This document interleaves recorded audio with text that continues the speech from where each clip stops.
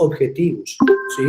Como digamos que algunas de las personas que están asistiendo al taller, o gran parte de las personas que están asistiendo al taller, porque también estoy transmitiendo por red abierta, estoy retransmitiendo por YouTube también en este momento, entonces, digamos que todas las personas de Capital Semilla deben ingresar al link que estamos indicando acá en el chat de Meet, diligenciar cada uno, no por emprendimiento, esto es muy importante, no por emprendimiento, sino cada uno de los participantes, para que por favor nos ingrese para tener un control de la asistencia.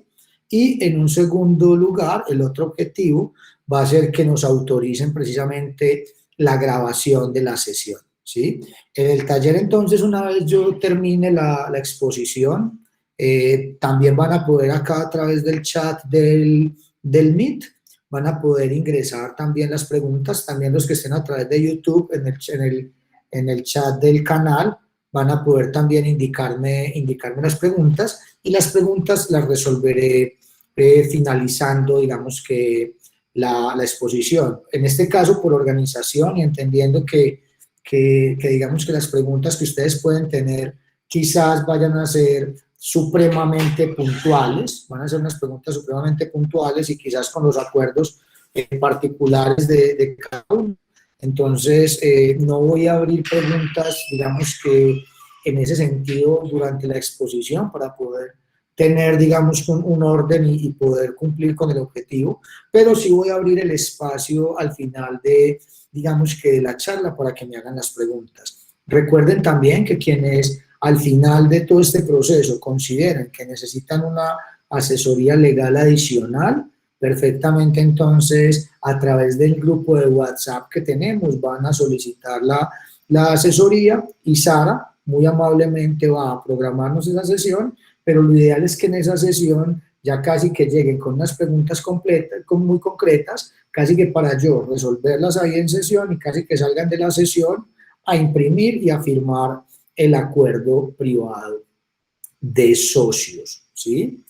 Creo que en este momento, bueno, pensé que íbamos a tener una participación muy amplia, solamente tenemos conectadas 31 personas, pero nada, vamos entonces ya por respeto a los cumplidos, vamos entonces a iniciar esta charla. Bueno, otro aspecto que quiero resaltar es que cuando estaba montando el ejercicio, permítanme un segundo, que cuando estaba montando el ejercicio actualicé el formato de acuerdo privado de socios. Entonces muchos de ustedes ya tienen un acuerdo privado de socios. Muchos de ustedes ya tienen un acuerdo. Bueno, yo miro a ver qué es lo que estoy. Déjenme un momento, yo miro qué es lo que estoy fijando en pantalla que tengo aquí. Sí, creo que ya están viendo ahí el acuerdo privado de socios. Alguien que me confirme, por favor, que sí estén viendo en mi pantalla. Sí, Andrés, en este momento se ve el documento. Sí, ok. Sí, gracias. se está viendo, Andrés. Ok, muchas gracias. Entonces, miren, el documento lo actualicé. ¿Qué quiere decir eso? Que el que les compartí les va a servir, pero vamos a compartir este formato. Este formato básicamente lo vamos a compartir por dos medios. Lo vamos a compartir, permítanme un segundo, no sé si el chat me permita compartirlo. Enseguida voy a verificar si el chat me permite compartirlo. Si no, de igual forma lo vamos a compartir en el grupo de WhatsApp en el que están todos ustedes de Capital Semilla, ¿sí? De pronto las personas que están en YouTube me escriben y yo les hago llegar por correo electrónico el acuerdo privado de socios si es que les interesa tenerlo, ¿sí? Entonces vamos, sin más preámbulos, vamos a... permítanme un segundo, por favor, que me falta conectar aquí mi iPod, denme un segundo.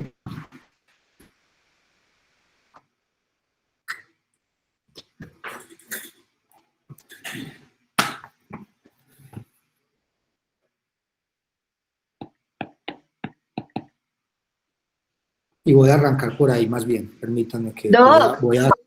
Sí, adelante. ¿Me lo puedes compartir a mí también, por favor, Lina Castro? Lina Castro, por supuesto, Lina. ¿Tú estás en el chat de Capital Semilla? No, señor. Ok, entonces ven, hagamos una cosa, Lina. Sara, ¿tú me estás escuchando? Gracias. Sí, señor. Sara, hazme un favor. Lina va a escribir el correo electrónico ahí en el chat y tú, por favor, le compartes el acuerdo privado de socios, ¿vale?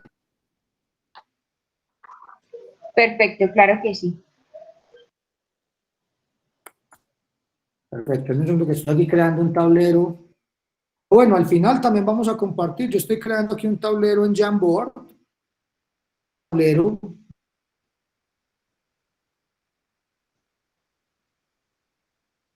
Digamos que a las notas que voy a... Entonces, que tenga una...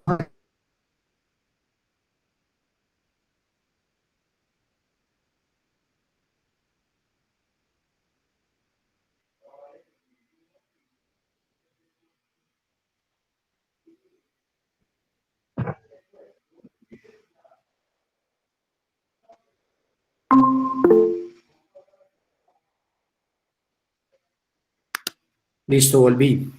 Que tuve un pequeño...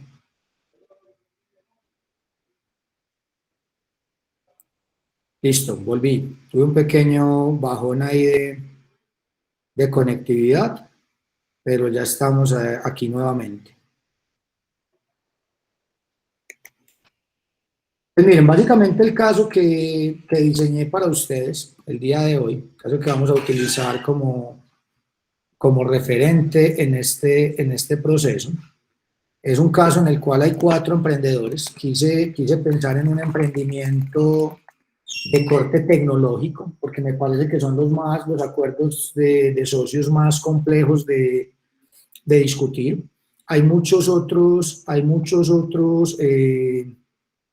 digamos que tipos de negocios en los cuales la definición del acuerdo privado de socios es un poco más simple, ¿sí? Es un poco más sencilla sin querer pues, decir que sea fácil, ¿sí? Yo entonces aquí voy a compartirles, voy a cambiar la pantalla que les estoy compartiendo en este momento, enseguida volveré sobre el acuerdo y quiero compartirles mi tablero. Y sobre el tablero empezaría a plantear el caso que quiero tratar con ustedes el día de hoy.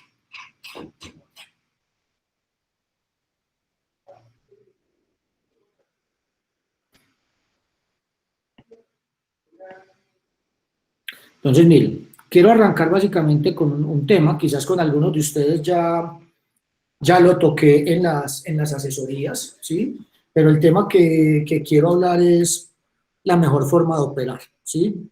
Lo que denominamos estructura jurídica.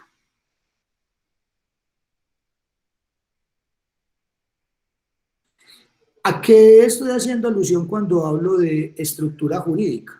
Cuando hablo de estructura jurídica, básicamente lo que estoy haciendo alusión es cómo voy a funcionar. Persona natural con establecimiento de comercio, persona jurídica con establecimiento de comercio. Al día de hoy, para que todos ustedes estén aquí en el programa de Capital Semilla, es porque todos son personas naturales, inclusive sin tener establecimiento de comercio inscrito en el registro mercantil. Entonces, básicamente, yo tengo digamos que esas 2 opciones, o cuando estoy como emprendedor, generalmente me enfrento a estas 2 alternativas. Alternativa número 1, como les decía, entonces yo soy un emprendedor, digamos que persona natural, ¿sí? Esa persona natural puede estar solita o puede tener socios, digamos que este es el caso que voy a tocar aquí el día de hoy, y lo puedo hacer como persona jurídica. Y acá como persona jurídica, simplemente para que lo tengamos como referente, no me focalizaré en el de personas jurídicas porque los requisitos del programa implican que al día de hoy ninguno está formalizado. Quizás algunos se vayan a formalizar el año entrante, quizás algunos, creo que hay un emprendedor que se formalizó este año, ¿sí? Pero como persona jurídica, básicamente es cuando estamos hablando de que alguien funciona bajo una estructura de una sociedad por acciones simplificada a nivel, digamos que de entidades con ánimo de lucro. No hablaré ni de las SA ni de las otras porque me parece que la SA es muy grande para el emprendimiento y las otras son muy viejitas para el emprendedor de hoy, ¿sí? Y digamos que pensando, por ejemplo, en que también pueden existir entidades sin ánimo de lucro, pensaría yo acá en fundaciones o corporaciones, ¿sí? Pero básicamente entendiendo en que estas entidades, como son entidades sin ánimo de lucro, no requieren un acuerdo privado de socios. ¿Qué quiere decir? Que el enfoque que voy a darle es sobre este, pero no quiero dejar pasar esta opción haciendo claridad en que muchos emprendedores me han preguntado que cuál es la mejor forma de operar, si como persona natural o como persona jurídica. ¿Yo qué les estoy diciendo? Hay que tener en cuenta 5 aspectos. Andrés, pero ¿cómo así? En la charla pasada dijiste que 3, sí, hoy le digo que 5. Y en la medida que yo siga aprendiendo, quizás en un año de pronto le diga que 6, de pronto en 2 años de pronto le diga que 8, ¿sí? Todo el conocimiento, digamos que esto todos los días lo vamos perfeccionando y cada día vamos de alguna manera mejorando la manera o la forma en la que hacemos los acuerdos privados o en la que tomamos decisiones, digamos que administrativo-jurídicas, si se me permite, digamos que articular esos 2 conceptos. Primer aspecto, costos de transacción. Esto responde a la pregunta, ¿sí? ¿Cuál es la mejor? Digamos que cuánto me cuesta operar en este régimen, cuánto me cuesta operar en este régimen. Tengamos en cuenta, por ejemplo, que este régimen se llama régimen simplificado y que este se llama régimen,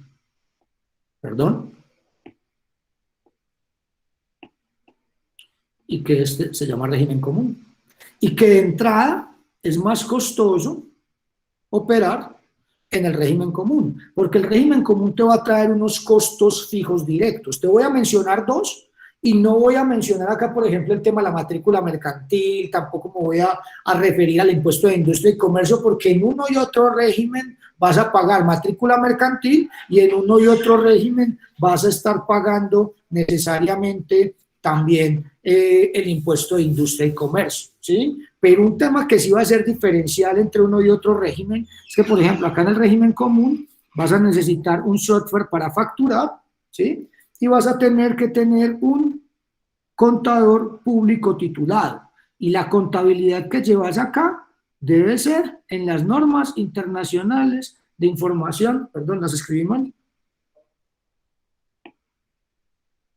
en las normas internacionales de información financiera, más conocidas como las NIF. Es decir, aquí yo llevo la contabilidad como quiero, la puedo llevar básicamente en un Excel, la puedo llevar, como he visto algunos tenderos de mi época, en un cartón de Marlboro, ¿sí? En un cuadernito, la pueden llevar en Excel, o puede haber algunos empresarios que incluso el régimen simplificado ya tengan contador o tengan de alguna manera un software contable de esos gratuitos. Lo cierto es que en el régimen común, en el régimen simplificado, hay unos costos de operación diferentes, los del régimen común son superiores y eso muchas veces lleva a que el emprendedor tome la decisión, no, soy régimen simplificado. Y muchos contadores, con mucho respeto acá de los profesionales del mundo contable, muchos contadores dan la recomendación únicamente a partir de este primer criterio. Yo no quiero decir que eso esté equivocado, lo que le estoy diciendo es, vea, pilas, hay más, combínelos.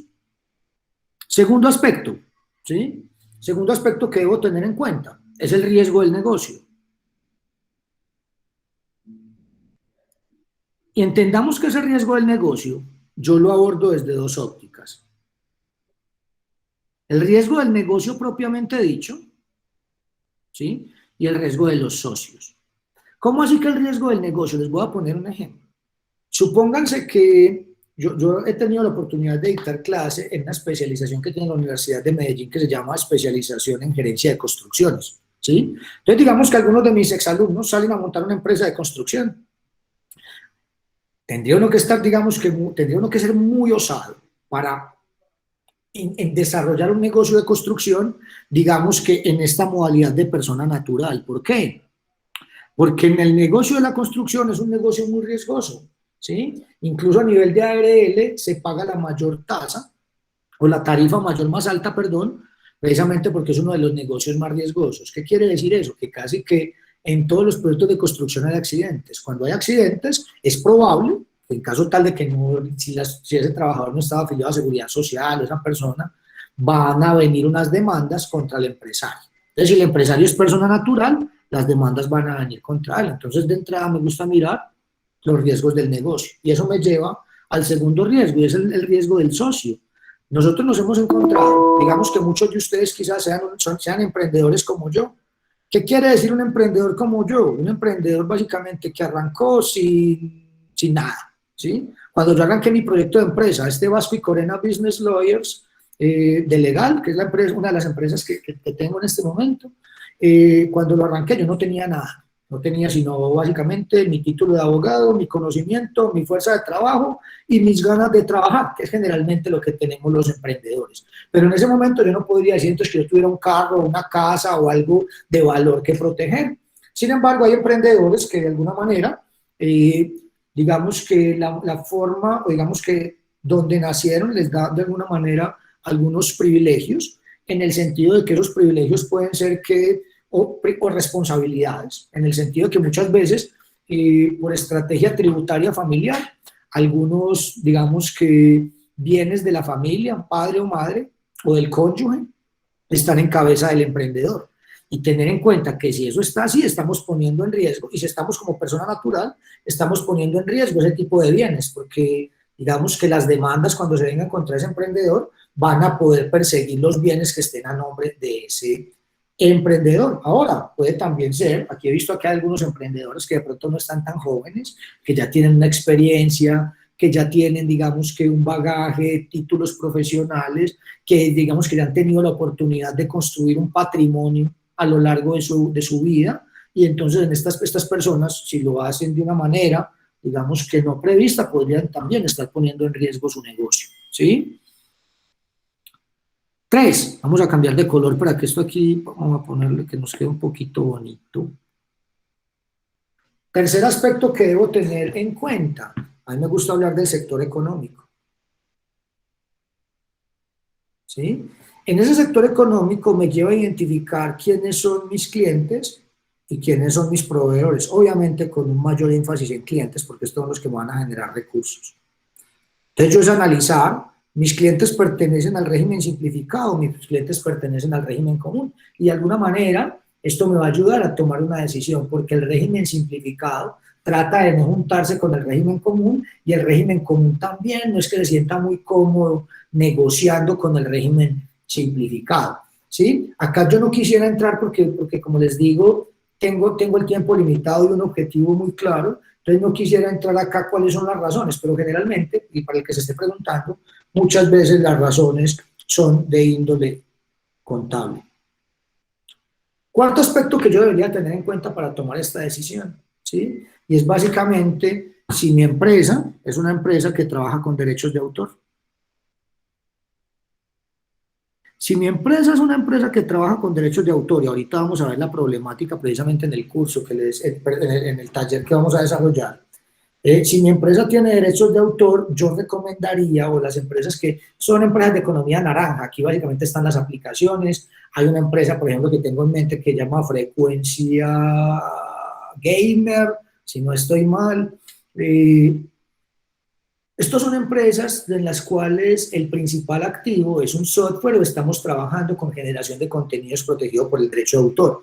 Y como en Colombia el derecho de autor tiene una reglamentación particular, digamos que cuando funcionamos como personas naturales, es como si los derechos de autor estuvieran en todas las personas. Muchas veces las personas, hay algunos socios que uno tiene que están casados, hay algunos socios que uno tiene que tienen hijos, hay unos socios que no están casados pero tienen papás, en fin. Entonces, digamos que me preocupa mucho la manera como se van a desenvolver los derechos de autor en este tipo de proyectos. Por eso es que casi que cuando hay una sociedad, de hecho, a través de derechos de autor, casi siempre la recomendación mía va a ser trabajar como persona jurídica, no por todas las demás razones, sino que me parece que las empresas en las cuales el foco principal es la generación de derechos de autor, ese solo hecho es merecedor, básicamente, en aras de evitar que tres amigos que decidieron montar una empresa, que tres amigos que decidieron dejar de ser amigos, montar una empresa juntos, para evitar eso. Entonces yo prefiero, ¿sí? Yo prefiero de alguna manera salvaguardar los derechos de autor en una persona jurídica. Entonces, para mí, ese sería un motivo más que suficiente precisamente para que un empresario de la economía naranja tome la decisión de constituirse como persona jurídica. Y el quinto aspecto, ¿sí?, que se debería tener en cuenta, es inversión. En el corto plazo, ¿sí? En el corto plazo, mi emprendimiento o ese equipo emprendedor está pensando en recibir inversión, ¿sí? Estoy hablando aquí de un inversionista que denominamos inversionistas de capital de riesgo. Yo aquí no quiero hablar de los inversionistas ángel. El ángel es tan ángel que el ángel muchas veces va a sobrepasar, digamos, que algunos aspectos que no se deben hacer, o quizá el ángel quiera tanto, digamos, que al emprendedor, o porque es la pareja, o porque es el novio, o porque es el papá, o porque es el hermano, o porque es el tío rico, ¿sí? O simplemente porque es el amigo, o alguien quiere venir a apoyar. Entonces, digamos que no va a ser tan relevante y no te van a exigir quizás constituirte, pero cuando básicamente el inversionista es un tercero, ¿sí? Cuando el inversionista, no sé si recuerdan la última charla que tuvimos, que dicté, donde les contaba por qué se asociaba a la gente, es decir, cuando ese inversionista viene por estrategia, recuerdan que les decía que la gente también se asociaba por estrategia en esa charla, cuando ese inversionista viene por estrategia, cuando ese inversionista es un fondo de capital de riesgos, él básicamente no va a venir a consignarte la plata en tu cuenta, ¿sí? Quizás acá es lo que va a venir, él va a invertir, pero va a invertir es en una SAS, ¿sí? Él no va a venir a meterte la plata, como te digo, en la cuenta del emprendedor. Entonces, básicamente, teniendo yo esto claro, o teniendo este panorama claro, al día de hoy, los acuerdos de socios que vamos a tratar son los acuerdos de socios de personas naturales colectivas, ¿sí? Ve, Andrés, ¿y por qué no te vas a meter con los acuerdos de la SAS? Sencillamente por un requisito que se tenía el programa, y es que al día de hoy no deberíamos tener ninguna SAS, salvo aquella que se constituyó por un contrato particular que tiene, pero al día de hoy no deberíamos tener aquí ninguna SAS, al día de hoy no deberíamos tener ningún empresario formalizado o inscrito en el registro mercantil. Quiere decir que básicamente nuestro foco en Capital Semilla son estas personas. Y por eso es que digamos que la manera en la que voy a abordar la charla o el taller va a ser precisamente para este tipo de emprendedores. Voy a compartirles otra pantalla. Denme un segundo cambio, por favor.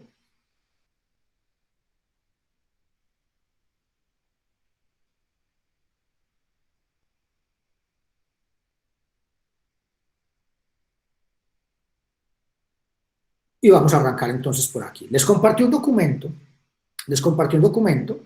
que se llama Acuerdo Privado de Socios, ¿sí? Entonces vamos a arrancar. ¿Cómo deben ustedes empezar a diligenciar este acuerdo privado de socios? Lo primero va a ser muy importante, ¿sí? El nombre del emprendimiento, ¿sí? El nombre del emprendimiento. Entendamos que muchas veces el nombre del emprendimiento es distinto a la marca, ¿sí? En algunas ocasiones el nombre del emprendimiento es la misma marca, pero no necesariamente una empresa. El nombre del proyecto no necesariamente tiene que ser el de la marca. Si básicamente el nombre del proyecto y la marca son los mismos, lo vamos a indicar acá. Si son diferentes, lo vamos a indicar acá el nombre del proyecto y la marca la vamos a relacionar más abajo. Pero por lo general, al menos lo que hemos visto en esta historia de Capital Semilla, es que por lo general, digamos que un 90%, me atrevería a decir yo, casi que el nombre del proyecto va a funcionar como marca. Tengamos en cuenta que la marca, aquí quiero hacer hincapié en algo, porque muchos de los problemas que se presentan con los acuerdos privados de socios muchas veces también derivan precisamente de situaciones marcarias. Y es que muchas veces la gente, digamos que el emprendedor, es algo que quiero que les quede claro a todos, entonces yo llego y le pago a alguien y a un diseñador, el diseñador me desarrolló un logo muy bonito y me lo entregó y entonces ella es mi marca. ¿Esa es mi marca? No. ¿Qué es eso? Eso es un logo que yo estoy utilizando para distinguir mis productos o mis servicios. Tengamos en cuenta que marca solamente tiene aquel que la entidad marcaria, en el caso de Colombia, la Superintendencia de Industria y Comercio, mediante un acto administrativo de corte de resolución, que llama resolución, te concede el uso de la marca. Antes no tenés nada. Antes tenés un logo símbolo bacano, al que uno quiere, el que de pronto uno lo ve y le da alegría, en el que uno le da orgullo, pero pilas que todavía no es marca. Marca solamente es aquel activo que previo a un proceso administrativo ante la Superintendencia de Industria y Comercio se me concedió el uso o el derecho de exclusivo para ser yo o mi equipo emprendedor los únicos que en territorio colombiano podamos usar. Superado eso. Entonces luego viene una identificación acá del socio. Mire, yo quiero señalar aquí algunos aspectos que yo recomendaría que tengan en cuenta. Miren, por ejemplo, Juan es soltero. Este señor Pedro es casado, ¿sí? Rita, a ver a Rita cómo la puse solterita, a ver, Rita está soltera, ¿sí? Y Germán, a ver cómo pusimos a Germán. Vamos a poner que está casado. No, vamos a poner que está, vamos a poner acá soltero, porque no podemos decir que una persona que está en unión libre tiene un estado civil, pues esa persona sigue estando soltero, ¿sí? Pero digamos que voy a señalar esto en rojo, indicando que este señor no se ha casado, pero vive con su pareja. ¿Por qué esos aspectos son importantes? Porque ni tenga en cuenta que la persona que está casada tiene un socio en la casa y que este señor que está conviviendo con alguien tiene un socio o una socia en la casa también, ¿sí? Y que eventualmente, mientras estemos en la modalidad de personas naturales en sociedad de hecho, que es lo que estamos hablando al día de hoy, es decir, no estamos funcionando bajo una estructura societaria de derecho, como la SAS o la fundación o la corporación que les hablaba ahorita, en esos casos, ¿sí? Básicamente, si uno de los socios fallece, que sería algo pues obviamente supremamente duro, vamos a terminar de socios de su cónyuge o de su compañero o compañera permanente o de sus hijos o de sus padres. Y grave, ¿sí? Yo cuando me asocié con mi socio Pedro, que fue el primer socio que yo tuve aquí en la oficina, me asocié con él, no con el papá de él. Pedro no tiene hijos, por ejemplo. El papá es abogado. Ah, sí, no importa que tu papá sea abogado, pues que me asoció con Pedro. No me asoció ni con el papá, ni con la mamá de Pedro, ¿sí? Y es lo mismo, él no se asoció con mis hijas, porque yo en mi caso yo sí tengo hijas, y tengo socia, yo tengo esposa en la casa, cónyuge en la casa, pues digamos que para ser bien preciso en el término jurídico. Entonces, esto es un primer aspecto que tenemos que analizar, quién es mi socio, cuál es su entorno, y empezar, acuérdense con quienes ya me reuní que les dije, cuando empiecen a analizar este acuerdo, háganlo con el gen egoísta, ¿sí? Piensen que más adelante usted va a pelear con el socio. Piensen que más adelante quizás esa, digamos que en el caso de los hombres hay veces que vemos a las novias de nuestros amigos como un poco canzoncitas. Piensen que quizás esa pareja es la que al final, o algunas ven a los hombres, digamos, un poco irresponsables, a las parejas de sus socias un poco irresponsables, pues como para no ser injusto con uno u otro género. Al final quizás podamos terminar siendo socios de ellos si no regulamos de manera clara el tema del acuerdo privado de socios, ¿sí? Otro aspecto que va a ser fundamental, bueno, esto aquí lo puse porque hay que llenar el nombre de la empresa y a partir de qué momento empezamos a actuar, desde qué momento arrancamos. Vi muchos proyectos, por ejemplo, de algunos de los con los que he hablado que se gestaron ahorita en plena emergencia económica o digamos que en plena pandemia, ¿sí? Pero digamos que aquí lo que vamos a colocar es cómo se llama el proyecto, ¿sí? Y desde cuándo arrancamos a desarrollar actividades. Así que van a ver por qué es importante eso. A nivel de, digamos que de la empresa social, a mi modo de ver, esta es una de las cláusulas más importantes. Mi recomendación es verla en el corto y en el mediano plazo, ¿sí? Entendiendo que al final muchas veces en estos proyectos de emprendimiento pueden pactarse cláusulas de no competencia, pero la cláusula de no competencia, Andrés, ¿y cómo sigue cláusula de no competencia? Sí, piense que arrancamos 1, 2 y 3. 3 sale del proyecto en el mes 10. Entonces, 3 que salen del proyecto en el mes 10 puede salir a venir a hacerle competencia al proyecto, a eso me refiero. Es decir, la competencia, reglas de competencia cuando uno de los socios sale del proyecto. Para llegar a definir si hay o no cláusula de competencia, esa competencia siempre va a estar enmarcada en lo que vamos a desarrollar. Que aquí entonces vamos a colocar o 1, 2 o 3 o 4. Hay gente que acá llega, hay incluso unos abogados súper exagerados que hay veces aquí a la gente le ponen como 30 o 40 actividades. No, por eso les digo que me saben el corto, en el mediano plazo. Es decir, qué es lo que hacemos hoy y qué es lo que esperamos hacer. Y que ese sea el acuerdo. Sobre todo, por ejemplo, cuando estemos en equipos de desarrolladores o cuando estemos en equipos en los que los emprendedores tienen una profesión común.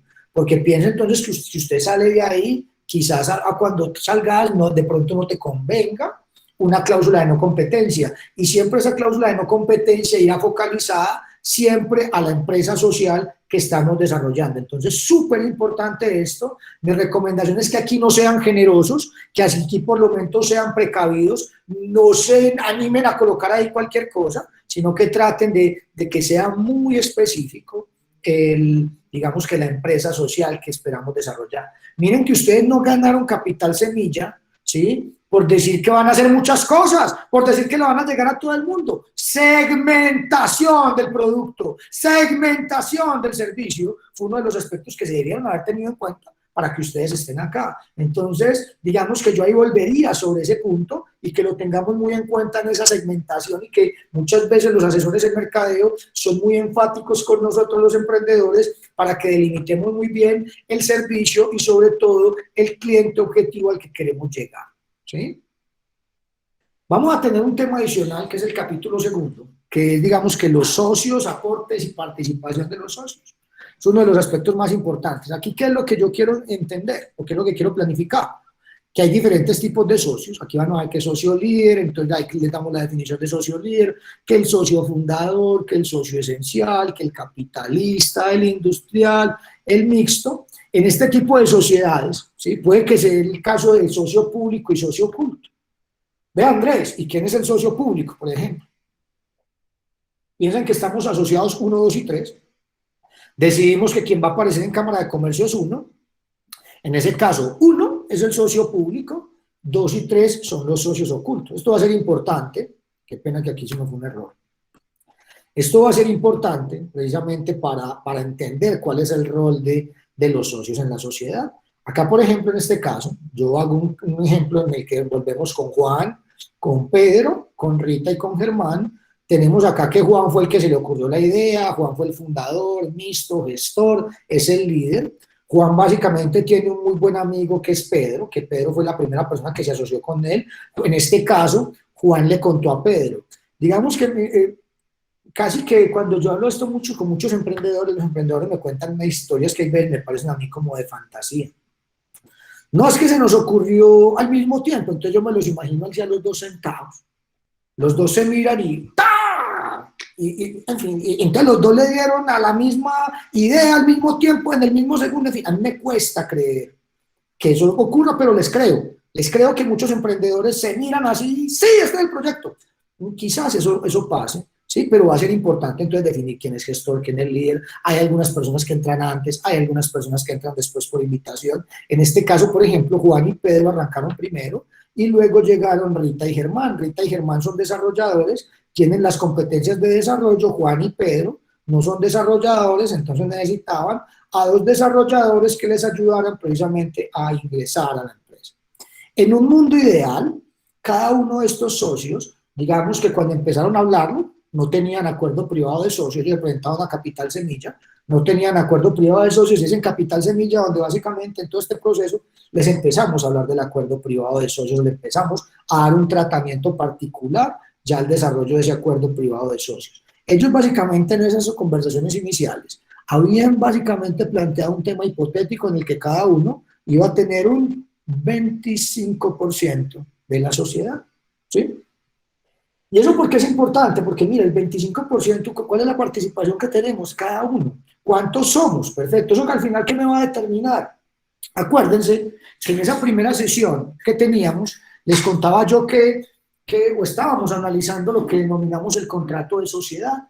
Entendí el contrato de sociedad precisamente como ese contrato en el cual están acordando los socios precisamente para desarrollar una actividad. Y decíamos, tiene pluralidad de socios, tiene ánimo asociativo, tiene una finalidad, un objeto que es desarrollar una empresa particular o unas actividades particulares, y tiene 2 elementos que van a ser fundamentales y que van a ser los más polémicos. Bueno, el más polémico es el otro, digamos que uno de los que tiene que es la participación de las utilidades, y el otro que tiene, a mi modo de ver, el más polémico, el más retador, es el tema de los aportes, ¿sí? Donde básicamente son los aportes lo que determinan el porcentaje de participación y no al revés. Sin embargo, aquí vemos que muchas veces la gente o los emprendedores acordamos los porcentajes de participación, arrancamos como al revés, y al final definimos cuáles son los aportes. ¿Y por qué digo que arrancamos al revés? Porque al final los aportes, o digamos que los porcentajes de participación es el resultado de los aportes. Y tengamos en cuenta 2 cosas. Les decía yo en ese momento que los aportes determinan 2 aspectos fundamentales al momento en que, digamos, en que los socios los acuerdan. Aspecto número 1, poder, ¿sí? Porque casi que el que más aporta va a tener mayor capacidad de decisión, poder. 2, dinero, porque generalmente, y no me quiero, digamos que detener ahí para no generar falsas ideas, pese a que teóricamente podría explicarlo de una forma diferente. Podríamos decir, digamos que para efectos de este taller y para efectos de lo que queremos hacer, podríamos decir que la regla general, indicando que en regla general implica que hay una excepción, indicando que la regla general es que la participación de las utilidades es proporcional a los aportes. ¿Qué quiere decir eso? Que si uno puso, digamos que el 50% de los aportes, al final, digamos que lo normal es que uno espere que él se lleve el 50% de las utilidades, ¿sí? A eso me refiero con que existe una relación. Entonces, miren, ¿por qué, digamos que, por qué me metí con eso? Es porque llegué acá a un tema de la definición de quién sale o quién entra a la sociedad, ingreso o salida de socios.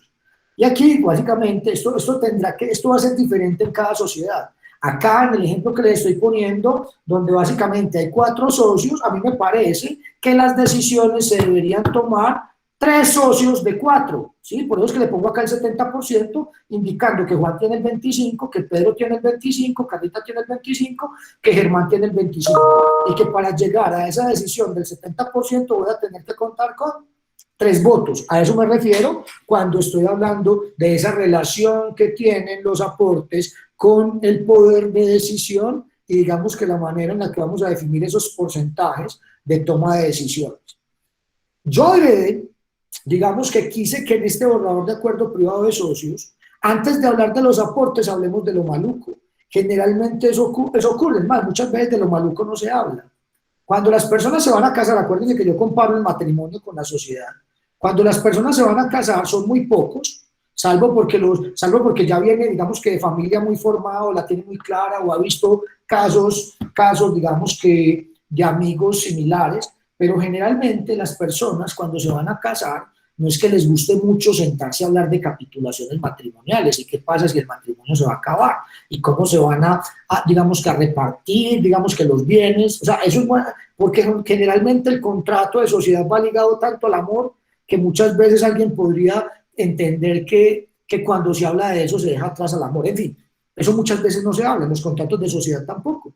En los contratos de sociedad, como los emprendedores estamos soñando, y cuando uno sueña es súper bacano porque yo no sabría decirles porque no lo conozco, pero al menos cuando yo sueño me siento como bien, me siento como animado. Eso quiere decir que de alguna manera, cuando yo estoy soñando, mi cerebro debe segregar alguna sustancia en mi cuerpo que me hace sentir súper bacano. En fin, no sé, creo que eso puede funcionar así, puede que no, pero al final es que cuando yo sueño, hablo desde mi óptica personal, cuando yo sueño, yo soy como muy animado y como he estado en tantos proyectos de creación de empresas, lo que he visto es que la innovación y los sueños y el trabajo colaborativo generan una energía y una sinergia lo más de bacana, que lo último que uno quiere hablar con el socio es qué pasa si peleamos.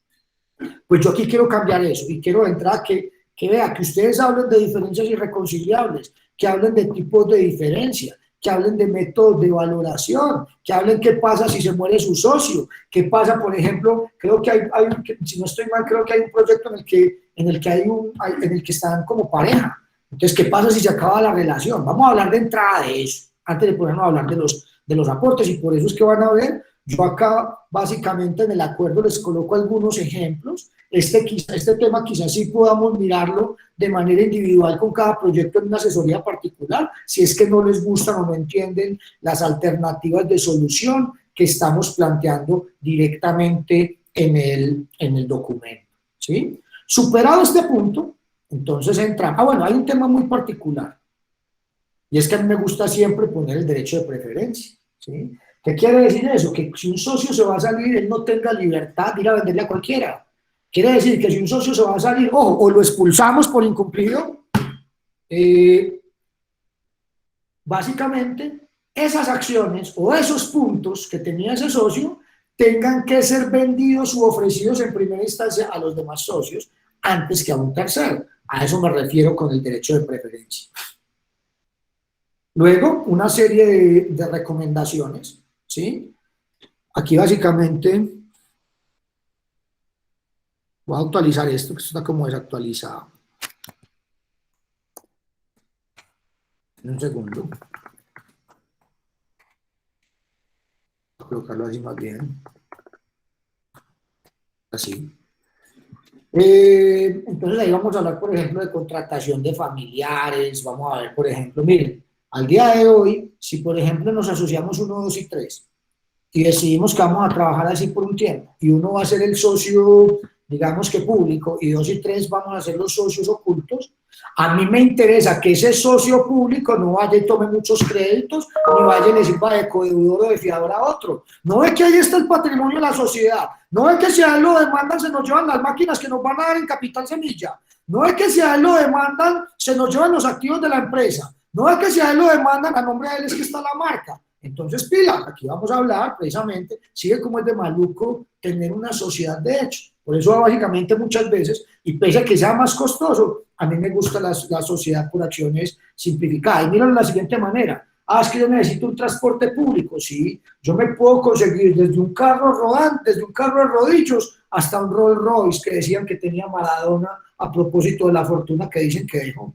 ¿Sí? Entonces, miren que básicamente, obviamente, el Rolls Royce va a ser muchísimo más costoso que ese carro de rodillos, entendiendo que al día de hoy el carro de rodillos también te sirve y quizás ande muy fácil cuando estás, digamos que en una pendiente, pero quizás te toque hacer un esfuerzo muy importante si es que vas a subir una colina, por así decirlo. Entonces, al final, obviamente acá, digamos que entendiendo todas, digamos que entendiendo que ese régimen simplificado es muy económico, sí, también tiene un montón de problemas, vean que el socio público, ahora resulta que el socio público no puede servir de fiador o avalista de obligaciones de terceros.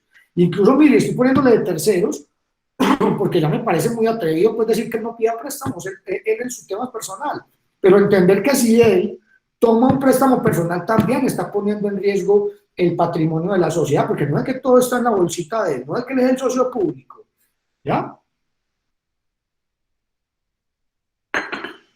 Vamos ahora sí a arrancar a hablar de aportes. Miren, aquí, cuando les hablo de capital social, yo quiero más bien cambiar este término, capital social, lo voy a cambiar, porque ese capital social me funciona es para sociedades de derecho. Aquí voy a hablar más bien de haber social, ¿sí? Entendiendo que esto es una sociedad de hecho.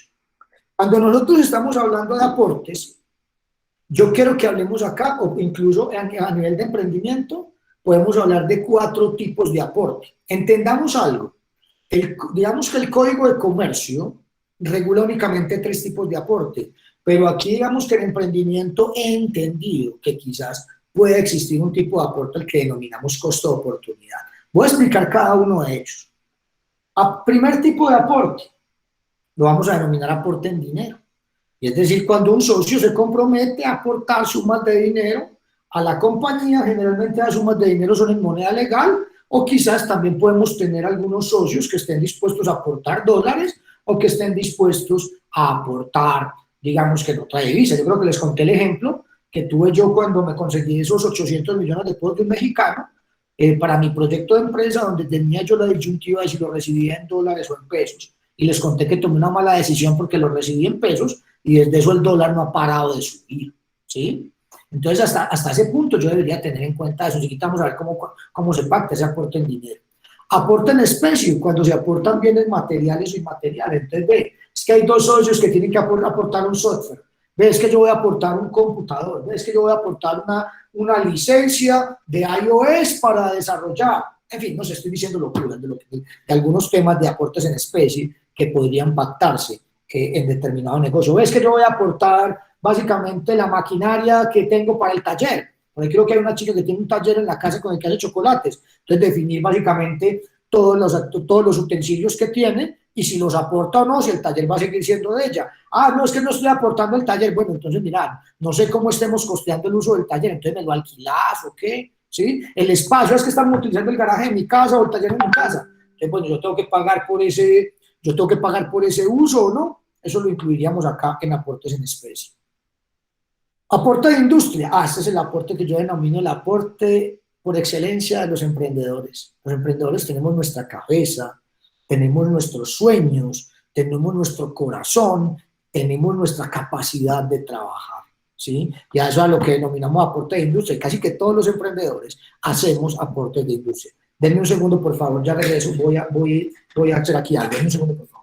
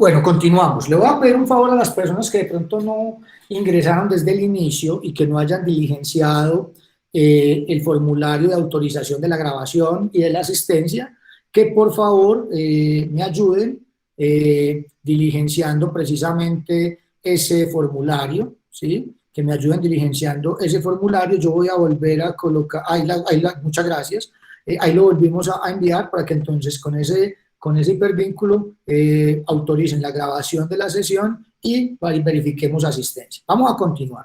Estaba en el aporte de industria, el aporte del emprendedor. ¿A qué denominamos básicamente también aporte en costo de oportunidad? ¿Sí? Muchas veces, digamos que los emprendedores empezamos, digamos que a aportar antes que otros. Este aporte de costo de oportunidad generalmente, el ejemplo que vamos a manejar al día de hoy, no voy a incluir el aporte de costo de oportunidad, porque generalmente el aporte de costo de oportunidad lo tengo en cuenta es cuando ya viene inversión, ¿sí? Donde básicamente, miren, lo que estamos planteando acá es que unos socios, digamos que en el caso hipotético que he venido planteando, no el del taller, 1, 2 y 3, negocio con ellos, las acciones son los puntos, digamos que a 10 pesos. Mientras que cuando negocio con los nuevos socios, también puntos o acciones ya no los voy a negociar a 10, sino a 100, 200, 500 o 1000. Vean, Andrés, ¿y por qué con ellos los negocias más alto? Por el tema del costo de oportunidad, algo así como que aquella persona que ingrese a la compañía, digamos que más cerca del punto de inicio, va a obtener un precio más favorable que aquella persona que invierta, digamos que en un tiempo ya, o que exista una mayor distancia entre el ingreso a la sociedad y el punto de inicio de la misma, donde en teoría, básicamente él va a comprar la acción a un precio mucho más alto, ¿sí? Aquí van a ver que, digamos que ya vamos empezar a ver algunos cambios con relación al documento que les compartí, por eso es que al final vamos a compartir este documento que estoy manipulando acá, actualizado, para que trabajen sobre este. Sí, Andrés, ya vamos a perder lo que hicimos, no, van a ver que este complementa y quizás explica mejor algunos de los aspectos que tenemos en cuenta. Entonces, recordemos que cuando estamos hablando, al menos a nivel de acuerdos privados de socios, podemos hablar de dos tipos de modalidad del acuerdo. Va a haber una modalidad de acuerdos de sociedad de hecho, que es los que estamos haciendo para el programa de Capital Semilla, y hay otros acuerdos que son un poco más complejos porque tienen más requisitos. Estos no los estamos trabajando acá en Capital Semilla porque, repito, al día de hoy ninguno de ustedes debe estar formalizado y el que está formalizado no tiene socios, así que nadie debe estar en esta situación. Esta sociedad, digamos que en estos casos hablamos de acuerdos privados de accionistas, ¿sí? Ya no hablamos de acuerdos privados de socios, sino acuerdos privados de accionistas, tienen unos requisitos particulares que están estipulados básicamente, si no estoy mal, en el artículo 42 de la ley 1258 del 5 de diciembre de 2008, donde básicamente ahí hay unos requisitos particulares precisamente para el funcionamiento de ese acuerdo privado de accionistas. Miren, por ejemplo, otro de los cambios. Cuando hablamos de este tipo de acuerdos, nosotros sugerimos hablar de haber social, mientras que cuando estamos en este tipo de acuerdos, mi recomendación es hablar de capital social. Bueno, mi recomendación no, así lo dice la ley. Acá, cuando estamos básicamente en la sociedad de hecho, básicamente mi recomendación es hablar de puntos que van a ser lo que nosotros los abogados o lo que la ley mercantil denomina partes de interés, ¿sí? Y cuando estamos hablando básicamente de acuerdos privados de accionistas, hablamos de acciones, ¿sí? Y aquí básicamente tener en cuenta que, por ejemplo, aquí voy a señalar estos dos aspectos. Por ejemplo, acá, digamos que cuando estamos a nivel de sociedad de hecho, vamos a hablar del haber social y mi recomendación para este caso, y va a ser, digamos, que el que utilicé para el taller, es que el haber social se va a dividir en 100 puntos de igual valor. Quiere decir, por ejemplo, que si en este caso en el que los socios, cada uno quiere tener un 25%, como lo había dicho, quiere decir que cada uno va a tener 25 puntos de esos 100, y donde los 100 puntos van a representar el 100%. Entonces decimos que esos 100 puntos representan, como lo acabo de decir, las partes de interés y los derechos porcentuales de los socios sobre la empresa. Sigamos entonces. El haber social. Cambiémoslo acá porque, como ya lo dije, no vamos a tener sociedades de derecho. Se divide, aquí lo vamos a cambiar de acciones, lo vamos a dividir en puntos. Igual valor. Y que básicamente para efectos de negociación entre los socios vamos a hablar de 3 tipos de valores, ¿sí? Aquí, yo vuelvo y cambio acá los puntos.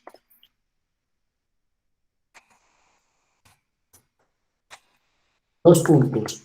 Podrán tener 3 valores así. Valor número 1, valor nominal. Voy a permitirme, discúlpenme, a mí generalmente no me gusta leer, pero en este caso, pues ya que lo tengo aquí, que lo estamos haciendo con un documento, leeré, ¿sí? Valor nominal es un valor aritmético y o simbólico. Resulta de dividir los aportes de los socios, ¿sí? Aquí me faltó algo, en un número determinado de acciones. Ojo con esto, voy a ponerlo en negrilla y lo voy a subrayar. No refleja el valor del punto. Recuerden que estamos hablando del punto. No refleja el valor del punto. Y es el valor reportado en el registro mercantil. Generalmente cuando escribimos en una empresa, una sociedad en el registro mercantil, un establecimiento en el registro, un establecimiento de comercio en el registro mercantil, nos preguntan un valor. En el caso de las sociedades de derecho, eso se llama el capital. En el caso de los establecimientos de comercio, nos van a preguntar por el valor del establecimiento de comercio. Entonces, ¿cuál va a ser el valor nominal? Va a ser el valor de tomar ese valor inscrito en Cámara de Comercio y dividirlo en 100 puntos o en 1000 puntos, en 10.000 puntos, y eso nos va a dar el valor nominal. Ese valor no refleja el valor del punto ni refleja el valor real de la compañía. Vamos a tener un segundo valor, que este valor es el que vamos a negociar acá en este contrato, en este acuerdo privado de socios. Lo vamos a denominar valor de contrato. Es el valor real de negociación de los socios, refleja el valor real de los aportes al momento de la firma del acuerdo privado de socios. Generalmente se hace a costo y es el que vamos a diligenciar en los cuadros que vamos a evidenciar en un momento.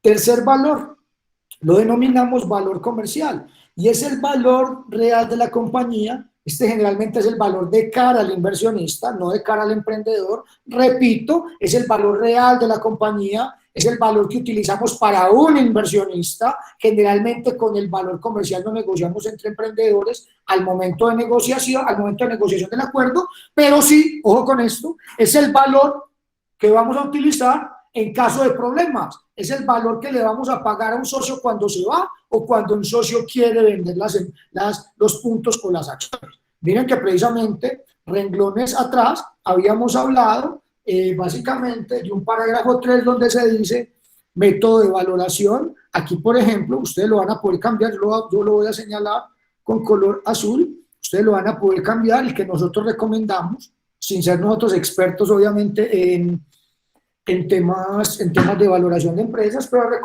recomendamos utilizar el método del flujo de caja libre descontado proyectado a 5 años, ¿sí? Que ese sería el valor comercial, el que resulta, obviamente, de un proceso de valoración, ¿sí? Vamos entonces a arrancar. Miren, la primera tabla es la tabla ideal a la que vamos a llegar. Recuerden básicamente que nosotros, que Juan, Pedro, Rita y Germán, nos habían puesto un reto, era que cada uno tenía el 25%. Todo esto es lo que al final construimos en el acuerdo. Esto es lo que esta partecita que estoy señalando aquí la voy a poner en color rosa, que es el que les gusta a mis chicas, ¿sí? En este color, básicamente esto va a ser lo último que vamos a diligenciar del acuerdo. Perdón, esto. Sí, esto que les acabo de señalar va a ser lo último que vamos a diligenciar del acuerdo, porque al final ese es el resultado de una operación, de una serie de sumas que vamos a hacer, ¿sí? Entonces digamos que generalmente los emprendedores llegan con esta información, ¿sí? Y con esta información, ¿qué porcentaje queremos? Y el demás nos toca construirlo. ¿Cómo empezamos a construirlo? Nosotros acá vamos a hablar, como habíamos dicho, que estos acuerdos los vamos a hacer en la modalidad vesting. ¿Qué quiere decir en la modalidad vesting? Que al día de hoy ninguno de ellos va a ser dueño del 25%. Para ser dueños del 25% tienen que cumplirse una serie de condiciones y o de plazos, ¿sí? Entonces vamos a hablar, ¿sí? Básicamente, aquí hay otro error. Acá, por ejemplo, valor comercial de cada punto. El valor comercial de cada punto para este ejemplo es de 2 millones de pesos. No, que me equivoqué aquí. Este.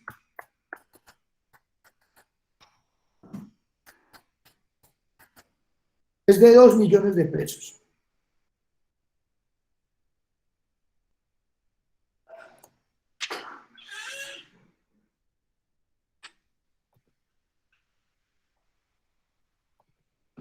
Gracias, Lucecita.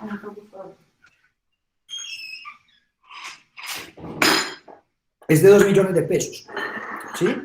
Indicamos básicamente el valor del aporte y al final tenemos que si cada punto es de 2 millones de pesos y el aporte es de 50, pues los puntos suscritos por este caballero van a ser de 25. Al final todo esto tiene que dar, muchachos, esto nos tiene que dar exacto, esto es matemática, ¿sí?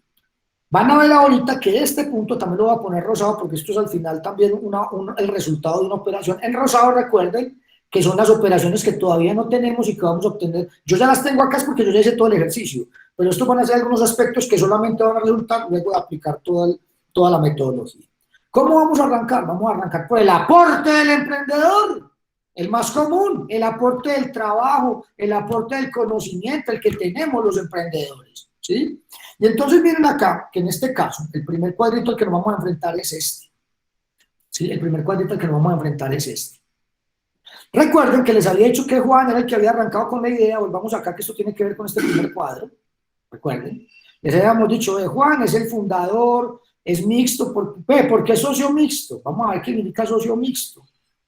Es aquel socio cuyos aportes a la empresa se materializan en dinero, especie y de industria. Quiere decir que Juan está poniendo plata y está poniendo, digamos, que su trabajo, ¿sí? Eso quiere decir que eres un socio mixto. Fundador, que fue el que creó el tema, gestor, que fue el que gestó la idea y que conoció a los otros, y líder, porque es el que se encarga de que esto funcione. Es el líder. Generalmente el líder por lo general se convierte en gerente, hay veces sí, hay veces no, pero la mayoría de los casos ese líder termina gerenciando la empresa, porque es al que seguimos, es al que le creemos, es el que nos motiva, ¿sí? Y es básicamente el responsable de que todos los demás cumplamos el objetivo, las tareas que nos fijamos o las responsabilidades que nos fijamos en el acuerdo. Entonces, recordemos que este señor arrancó y el primero que invitó fue a Pedro, entonces por eso es que los vemos a ellos en este primer cuadrito, porque ellos arrancaron antes que los demás. Entonces, miren que en este primer cuadro, esta empresa, no sé si recuerdan, lo había visto por acá arriba, recuerden, que esta empresa inició sus actividades en enero de 2020, ¿sí? ¿Qué quiere decir? Pues que unos socios que vienen trabajando antes de este momento, digamos que los nuevos son Rita y Germán, ¿sí? Entonces, aquí lo que hacemos es un análisis de trabajo pasado y de trabajo futuro. Vean, Andrés, ¿y cómo haces eso? Miren, al final, como fue una negociación que debimos haber hecho en ese momento y no la hicimos, entonces es una negociación en la que quizás, en las malas negociaciones las personas perdemos. Entonces acá la idea es no tirarle muy duro al proyecto. Aquí básicamente entendemos que Juan, digamos que entendemos que ha trabajado, pensaríamos que unos meses más que Pedro, un mes más que Pedro, y que este señor ha trabajado 5 meses, entonces que le reconocemos por esos 5 meses que ha venido trabajando en el proyecto, le vamos a reconocer 10 millones de pesos. Y Pedro, que ha trabajado un mes menos que Juan, le vamos a reconocer 8. Ve, Andrés, ¿y dónde sacaste eso? No, miren, no hay una forma, no hay una metodología. Usted puede básicamente, opción número 1, renuncian al trabajo pasado, o 2, entre los socios nos ponemos de acuerdo para definir cómo valorar ese trabajo pasado. Ve, trabajo futuro. Si el trabajo futuro, entonces nos vamos a comprometer a dar un trabajo futuro. En el caso de Juan van a ver que van a ser 24 millones de pesos, en el caso de Pedro 23. Ve, pero es que Juan y Pedro estamos aportando conocimiento. Es más, Juan fue el que organizó todo el tema de la idea. Van a ver que esto al final nos toca cuadrarlo. Enseguida me voy a referir a ello en otro cuadrito, ¿sí? Definimos entonces, bueno, entonces miren, esto que es al final, como Juan ya trabajó, como Pedro ya trabajó, como Juan y Pedro de alguna manera ya nos entregaron un conocimiento de una idea, eso se ve reflejado acá en el número de puntos pagados. Miren, por ejemplo, que Juan, que es el que más antiguo lleva la compañía, tiene 9 puntos pagados, mientras que Pedro tiene 5.5, y en el caso de Rita y Germán, que son los últimos que entraron a la compañía, todavía no tienen puntos pagados. Entonces, esta metodología de alguna manera nos permite también organizar en el tiempo los aportes y de alguna manera reconocerle mayores puntos pagados, un porcentaje de participación, a aquellos socios que ya han trabajado un poco más, ¿sí? Seguimos entonces acá. Digamos que para valorar ese aporte futuro, digamos que nosotros acá determinamos, aquí lo que hay que hacer es determinar un salario a precio de mercado. Esta sociedad, mire, este es el problema, por esto yo me asusto con las sociedades grandes, de muchos socios. Miren acá que si lo vemos, esta sociedad casi que va a tener una carga laboral de 8 millones de pesos al mes, porque en este caso definimos que cada uno de estos socios iba a estar vinculado a la compañía. Por ahora no vamos a hacer contratos laborales, porque incluso no hay quien los haga, porque nosotros somos socios, entonces me parece que no se configura una relación de trabajo en la sociedad de hecho. Entonces los contratos necesariamente, o la cuantificación necesariamente la tendremos que hacer vía contratos de prestación de servicios. Y en este caso, hipotéticamente hablando, cada socio que va a prestar, digamos que full time, ¿sí? Porque aquí todos los socios están full time, todos los socios van a estar full time, van a aportar cada uno 2 millones de pesos mensuales. ¿Sí? Entonces este año va a pagar 24 millones de pesos. ¿Cómo definimos entonces que Juan va a pagar esos 24 millones de pesos? Decimos que los salarios, el salario o honorarios totales de Juan sería de 2 millones de pesos, ¿sí? Decimos que entre el mes 1 y el mes 6, vea Andrés, ¿a partir de qué momento cuento ese mes 1 y mes 6? ¿Se acuerdan que ahorita definimos el trabajo pasado y el trabajo futuro? El trabajo pasado es antes de acuerdo, el trabajo futuro es post acuerdo. Entonces este mes 1 es el mes 1 luego de firmado el acuerdo. Este señor de entrada entonces nos va a entregar 2 millones de pesos. Y miren que esto tiene que tener una relación perfecta con el plan financiero de la compañía.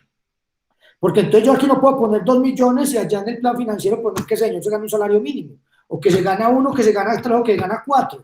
Estas cifras deben coincidir perfectamente con la proyección financiera de costos a nivel de mano de obra de trabajadores que vamos a utilizar para poder que nos cuadre. Porque miren qué es lo que estamos planteando. Y esto incluso debería afectar los estados financieros de la compañía o del proyecto. Estamos diciendo que a partir del mes 7 ya tenemos ingresos para Juan, porque a partir del mes 7 Juan le vamos a empezar a pagar 1 millón de pesos mensuales y el otro 50% Juan lo va a pagar, ¿sí? O lo va a manejar como aporte. Al final, Juan se va a tardar 20 meses para pagar ese aporte, ¿sí? Y los total de puntos que le vamos a entregar van a ser un total de 12 puntos, ¿sí?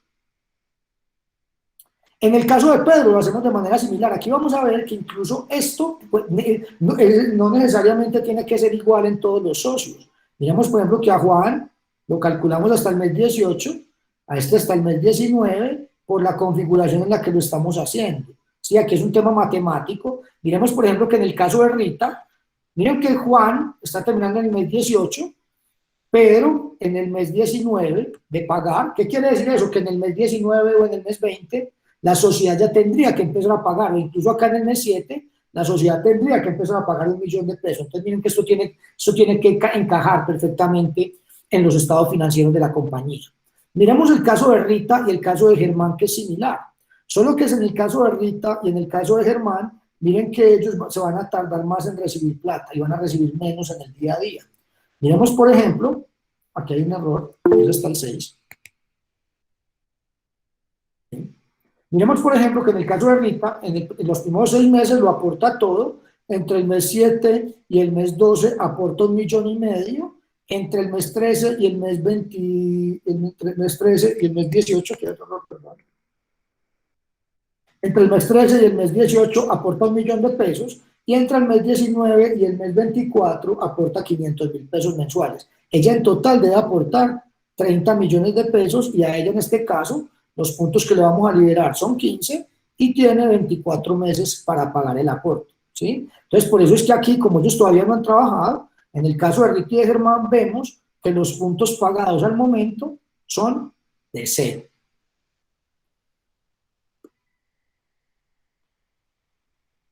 También había relacionado por acá que en el aporte de industria de estos muchachos, mírenlo acá, había un aporte en conocimiento y había un aporte de idea. Entonces tenemos también un cuadro específico para el aporte en conocimiento de idea. Yo aquí les doy simplemente, por cada socio hay que hacer un cuadrito. Entonces tenemos el cuadro de Juan y tengo el cuadro de Pedro, ¿sí? En el cuadro de Juan, Juan está aportando 8 millones de pesos, en el cuadro de Pedro 3, y esto básicamente debe encajar perfectamente con lo que tenemos acá. Cuadro de Juan, 3 más 5, 8, cuadro de Pedro, 3, ¿sí? Y lo hemos reflejado precisamente acá. En el cuadro de Juan, básicamente habíamos dicho que la idea de negocio le daba 5 millones, véalo acá, ¿sí? Idea de negocio 5 millones, y en conocimiento dijimos que 3, pero entonces, ¿qué conocimiento?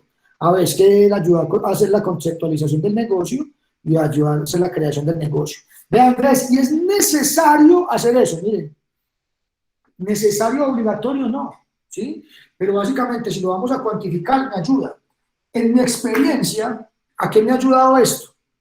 Cuando básicamente yo voy a recibir un inversionista, yo a ese inversionista, digamos que usted puede recibir diferentes tipos de inversionistas. Hay inversionistas con los que todo el tema es muy fácil porque ya tienen experiencia en inversión. Entonces, digamos que un inversionista perfectamente yo puedo venir y entregarle el flujo de caja del proyecto, el flujo de caja del inversionista y él ya sabe, y quizás ya lo que venga sea una negociación, ¿sí? Pero también me puedo encontrar con inversionistas que me ha tocado, no a mí en mi caso personal, pero sí con algunos de mis clientes, me ha tocado con que básicamente el inversionista venga y le dice, venga, ¿y usted por qué tiene más que yo? ¿Usted por qué tiene más porcentaje? Entonces, básicamente, cuando yo ya llevo esto, miren que yo empiezo a tener respuestas. No es que en el momento valoramos la idea de negocio 5 millones, la conceptualización del negocio la valoramos en 3, pero como lo hicimos entre Juan y Pedro, entonces me aportaron 1,5 millones y a Pedro le aportamos el otro 1,5 millones.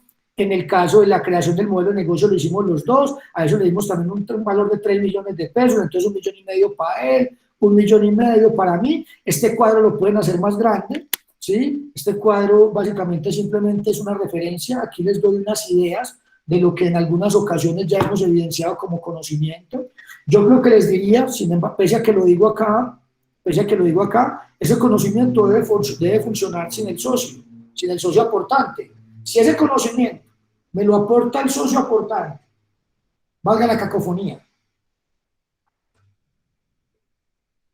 y pese a que me lo aportó, no funciona sin él, entonces lo que me aportó no me sirve porque quizás ese conocimiento que él tenía estaba impregnado de talento. A mí me gusta utilizar siempre el ejemplo de Lionel Messi. Hoy obviamente por respeto vamos a hacerlo con Diego Armando Maradona. Entonces supongamos que en vida yo hubiese hecho un negocio con Diego Armando Maradona. Y él básicamente entonces me dijo, Andrés, vamos a montar una escuela de fútbol y le vamos a enseñar a la gente a jugar como yo.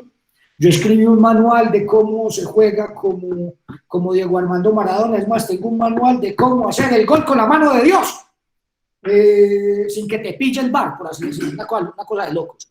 Con toda seguridad que él podrá escribir ese libro, pero nadie me garantiza que leyendo el libro la gente realmente termine jugando como él, porque hay conocimiento que viene impregnado de talento. Entonces quiero poner ese ejemplo quizás un poco exagerado para que entendamos que el conocimiento es válido, que el conocimiento yo en la sociedad lo recibo en la medida que el conocimiento no dependa del socio aportante. Si el conocimiento depende del socio aportante, entonces mi recomendación es no lo reciba, ¿sí? Aporten dinero. También hay veces, digamos que en este caso, habíamos dicho que Juan y que Pedro eran socios mixtos, quiere decir que estaban aportando plata. Entonces, ¿aquí qué decimos? Básicamente, digamos que acá le podríamos reconocer, ves que yo ya me gasté una plata, diría Pedro. Yo ya me he gastado como 4 millones de pesos. Bueno, listo, venga, lo reconocemos aquí, los llamo aportes anteriores, eso se lo imputo de una vez a los puntos que ya pagaste, ¿sí? ¿Qué monto pusiste? Ah, tanto. Bueno, ¿cuántos puntos te da eso? Ves que yo me voy a comprometer ahorita el 1 de diciembre a pagar otros 2 millones y el 15 de febrero voy a poner otros 2 millones. Entonces, siempre que va a haber aportes en dinero, es importante colocar cuántas cuotas, la fecha de desembolso, el monto y los puntos que va a liberar ese desembolso. Y un cuadrito por cada socio que esté haciendo aportes en dinero.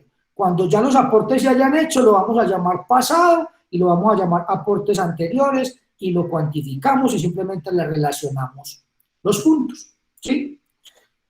Recordemos que en este caso, habíamos dicho que Rita y Germán eran desarrolladores de software, ¿sí? Y que ellos al final nos van a entregar un producto mínimo viable. Entonces, para ellos, en este caso, este cuadro de aportes en especie, lo voy a utilizar cuando me van a aportar un software o lo voy a utilizar cuando me van a aportar una marca que ya existe o cuando me van a aportar derechos de autor o cuando me van a aportar un computador, ¿sí? Entonces, ¿qué hay que colocar? El socio, la relación del bien que aporta. Acá básicamente puse un software que permite lo que vaya a hacer el software, cuyas funcionalidades, y aquí va a ser siempre importante entonces, tener un anexo. Aquí yo quise poner el anexo 5, entendiendo que quizás, como todos los socios están haciendo un aporte de industria, digamos que ahí casi que cada socio va a tener un anexo, ¿sí? Por aporte de industria, casi que siempre vamos a tener un anexo donde vamos a detallar las funciones, obligaciones y responsabilidades de cada socio. Entonces, entendiendo en que Juan hace un aporte de industria, en que Pedro hace un aporte de industria, en que Rita hace un aporte de industria, en que Germán hace un aporte de industria, entonces debería tener un anexo por cada socio. Pedro, ¿cómo es que es Juan? Juan anexo 1, Pedro anexo 2, Rita anexo 3, Germán anexo 4. Pero esas son las funcionalidades. Perdón, esas son las funciones del aporte de industria. Estas son las aportes del MVP. Ve, Andrés, ¿y cómo lo diferenciamos? Mire, al final ellos nos van a entregar un anexo 5, donde casi que vamos a delimitar en cuál es el entregable que ellos van a desarrollar, ¿sí? ¿Cuál es lo mínimo que necesitamos a nivel de software para que eso funcione? Muchas veces usted aquí le podría poner una columna también en la que le ponga tiempo, por ejemplo. ¿En qué tiempo ellos van a entregar ese producto mínimo viable? Pero recuerden que este proyecto que yo estoy utilizando como ejemplo es una aplicación y casi que las aplicaciones tienen que seguir, el software lo van a seguir mejorando, tienen que corregir errores, que soporte técnico. Todas las otras actividades de Rita y de Germán son las que irían aquí, ¿sí? Cuando ellos están haciendo el aporte. Aquí ya está todo el tema de desarrollo, digamos que desarrollo, complemento futuro al producto mínimo viable. Entonces mire que al final cada uno de ellos, ¿sí? Cada uno de ellos está haciendo, yo creo que aquí esta número, yo creo que aquí son 20 millones. Lo hice mal, yo creo que aquí son 20 millones. ¿Sí? Para llegar a los 50. Miren que nos están desarrollando un producto mínimo viable que en teoría ellos nos lo valoraron en 40 millones de pesos. ¿Sí? Aquí es un error, aquí van 10. Porque me equivoqué allá arriba en la configuración, pero les dije que al final, ¿sí? Cuando uno lo termina de hacer, es que al final yo ya puedo llegar a diligenciar el último cuadro, estos aspectos, porque esto ya es el resultado de todo lo que elaboré, ¿sí? Sé que lo expliqué muy rápido, enseguida vamos a abrir una ronda de preguntas y al final en los que necesiten asesoría también en estos cuadros es que me quiero focalizar en esa segunda reunión para ayudárselos a diligenciar. Quiero continuar acá con otros aspectos importantes. Yo, por ejemplo, recomiendo, ¿sí? Tener una junta directiva. Que esa junta directiva, pues ustedes podrán conformarla como quieran, poner personas externas, personas internas, pero miren, aquí la junta directiva, ¿por qué me gusta junta directiva? Porque muchas veces los emprendedores, muchas veces no sabemos separar roles, ¿sí? Una cosa es mi rol como socio y otra cosa es mi rol, por ejemplo, como funcionario de la compañía. Aquí, por ejemplo, si bien Juan, Pedro, Rita y Germán son socios, por ejemplo, cuando Juan, en calidad de socio líder, está hablando con Rita y con Germán, con relación al producto mínimo viable, mire que ahí ya no está hablando como socio, ¿sí? Cuando está hablando con funcionalidades o recibiendo el entregable, están hablando como funcionarios de la empresa. Y muchas veces cuando no diferenciamos esos roles de cuando actuamos como socios o cuando actuamos como funcionarios de la empresa, muchas veces empezamos a tener dificultades. Mire, las relaciones entre socios son horizontales.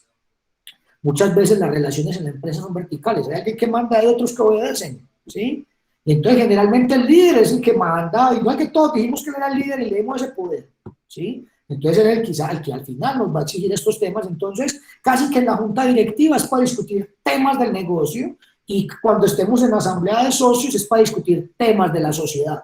Es uno de los digamos que los aspectos más difíciles para el emprendedor, es uno de los aspectos más retadores para el emprendedor, pero que es necesario tenerlo claro, ¿sí? Voy a continuar por acá. Entonces, eso con lo que les quería decir con relación a la junta directiva. Vamos a validar salarios, vamos a validar funciones y sobre todo capacidad para que el gerente celebre contratos sin preguntarnos a los demás, ¿sí? Otro de los aspectos fundamentales va a ser el tema de confidencialidad, secretos empresariales y el pacto de no competencia. Acá les pongo en amarillo porque entonces acá tendremos que determinar realmente cuáles son los secretos de la compañía. Sigo con chocolates primitivos.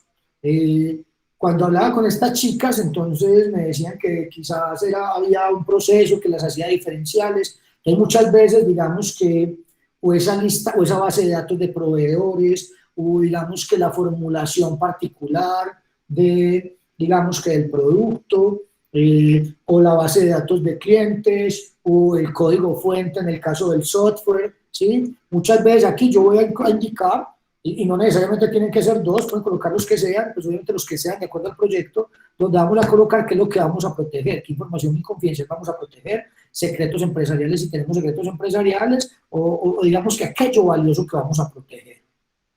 Como les había dicho desde el principio, va a ser importante también siempre identificar, luego de que sabemos a qué nos dedicamos, si vamos o no a tener un pacto de competencia, de no competencia, o si el que salga puede salir a competir. Esto se va a regular en todas las empresas de manera diferente porque todos somos distintos. Donde pienso que más complejo puede generar esto son en las empresas que involucren temas de derechos de autor. Por eso es que cuando yo veo derechos de autor me complica tanto el hecho de que empresas de economía naranja funcionen en la modalidad del régimen simplificado o estén en el régimen simplificado. Va a ser siempre importante incluir un tema de la cláusula penal. Aquí yo les pongo una vaina pues exagerada, pero me gusta que la cláusula penal, que sea siempre más costoso incumplir que cumplir, porque si es más costoso cumplir que incumplir, la gente va a incumplir, ¿sí? Entonces acá la idea es un tema más, digamos que la decisión acá es más por un tema de carácter económico. Y al final lo importante es que el acuerdo lo firmen, ¿sí? Algunos de ustedes quizás se preguntarán, es que yo pensaba que eso era más fácil, algunos, yo pensaba que era más difícil. Miren, acá, y como les he dicho a muchos en el proceso, generalmente en mi experiencia, que ya he tenido la oportunidad de trabajar con más de 700 acuerdos privados de socios, generalmente mi experiencia indica que en un promedio me demoro 6 horas de trabajo directo con los emprendedores para discutir. Como les he dicho muchos acá en el programa, es imposible obviamente que vayamos a tener, digamos que 6 horas con cada emprendimiento, entonces por eso generamos una primera charla, esta segunda, una primera sesión privada, una sesión, digamos que personalizada, y quizás una segunda para discutir los pormenores del acuerdo. Son las 2 de la tarde, 20 minutos del 27 de noviembre, Black Friday. Vamos entonces a hacer un break de 10 minutos. Yo descanso la garganta, que no he parado de hablar, y 12 minutos, perdón. Y a las 2:32, entonces voy a entrar a abrir la ronda de preguntas, ¿vale? Voy entonces a dejar, no voy a apagar acá cámara, nada, simplemente voy a silenciar, bueno, no voy a silenciar mi micrófono, voy a colocar una musiquita acá para que estamos escuchando estos 10 minutos y de pronto hagamos más agradable la espera. 2:32 retomamos. Gracias.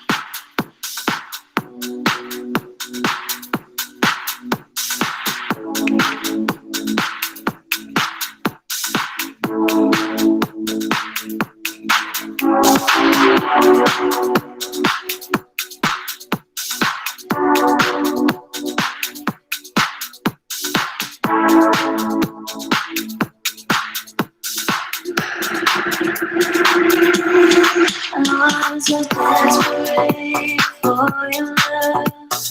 I was in free fall, 'cause it was not enough.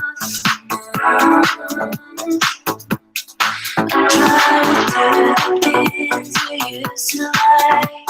I don't know if I did it right, 'cause I never was enough. I was hoping, always wishing that you gave it us. It wasn't enough. I thought you would be forever. I was hoping, always wishing that you gave it us. It wasn't enough. I thought you would be forever.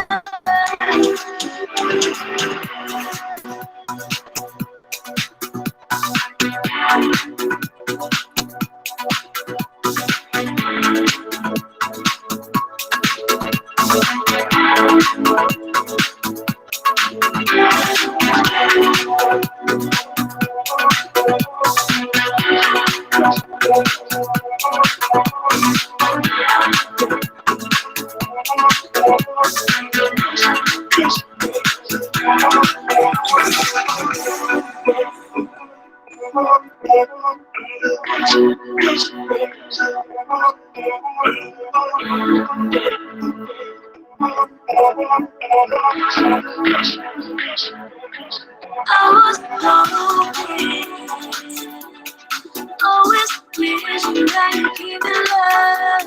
It wasn't enough. I thought you would be forever.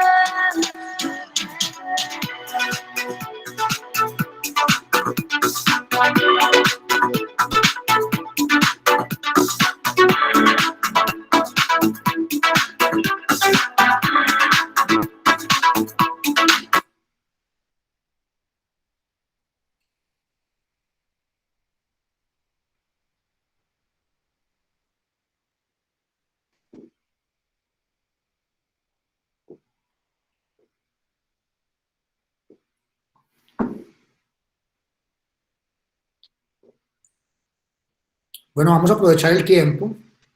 Entonces vamos a abrir la ronda de preguntas. Creo que en el chat no hay, entonces no sé si quieren, de pronto la persona que quiera hacer alguna pregunta, entonces lo escuchamos, adelante. Andrés, yo tengo una pregunta. Adelante, Mateo. ¿Qué maneras hay para yo darle como un valor a mi trabajo aparte del consenso grupal y cómo yo le puedo dar un valor a mi know-how? Mira, el conocimiento realmente es muy difícil de darle valor, ¿sí? Porque casi que siempre vas a tener que tener una negociación con tus socios, ¿sí? Porque casi que, y miren, y ahí la recomendación mía, Mateo, es tratar de no tirarle muy duro a la compañía, pero entender que quizás cuando estamos negociando ese conocimiento es un momento en el que quizás más alejados estamos de nuestros socios. ¿Por qué? Porque entonces yo quiero valorar lo mío y entonces cuánto vale lo del otro. Aquí al final, al menos la recomendación que yo encuentro acá, Mateo, salvo por ejemplo que en algún momento me tocó una sociedad de 4 en el que había un profesional, un especialista, un magíster y un doctor, casi que una hora de trabajo del doctor, digamos que era 4 veces superior al valor de hora del profesional, ¿sí? Digamos que ese tipo de situaciones generan determinados niveles de insatisfacción o digamos que algunos temas de, digamos que de tristeza o de desánimo en el socio, al cual un socio por un número de horas libera más que otro, pero al final ese conocimiento, casi que la recomendación, salvo que el conocimiento sea muy específico, es darle mayor valor a un conocimiento que a otro. Ejemplo, cuando yo me asocié con mi primer socio, con Pedro, él es abogado y yo soy abogado. Y entrar a determinar cuánto costaba mi conocimiento, cuánto costaba el de él es muy complejo. Pero, por ejemplo, si yo me fuese a asociar, como los tengo, con socios inversionistas, ahí el conocimiento mío sí vale, porque es que usted con la plata no puede asesorar jurídicamente a la gente, porque es que usted con plata no puede ser abogado de la gente. Entonces, digamos que ese tema, Mateo, no vas a encontrar una fórmula particular de hacerla, ¿sí? Lo que yo he identificado muchas veces es que al final casi que el conocimiento, y quizás no les guste mucho esta respuesta, pero muchas veces el conocimiento, permítanme utilizar la expresión, es el comodín que me ayuda a terminar de ajustar las cifras.